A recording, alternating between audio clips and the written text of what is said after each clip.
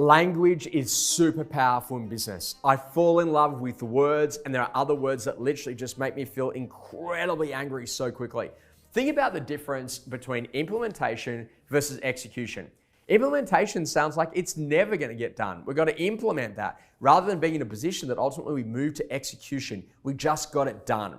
Imagine that what actually happens inside of your business if you had an execution session where literally for 2 hours every week on a Friday morning between 8 o'clock and 10 o'clock, you brought in your execution team and you fixed that broken system.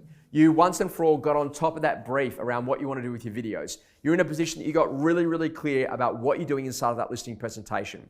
What great business leaders really do is that they sit down and they get momentum fast in really short, sharp sprinting sessions where ultimately they move to execution. Now imagine the difference between the language of committee or council versus, for example, a strategic advisory board.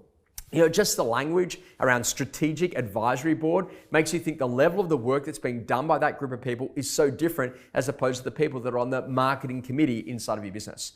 The skill of any great leader is to make sure they use that powerful language. Think about execution, think about strategic advisory boards. The skill of what you're doing now more than ever before is to use language that actually inspires your people to achieve their potential, but really gives them intention about what we're here to create. You create the culture by the words that you use and the language that you accept inside of your organization.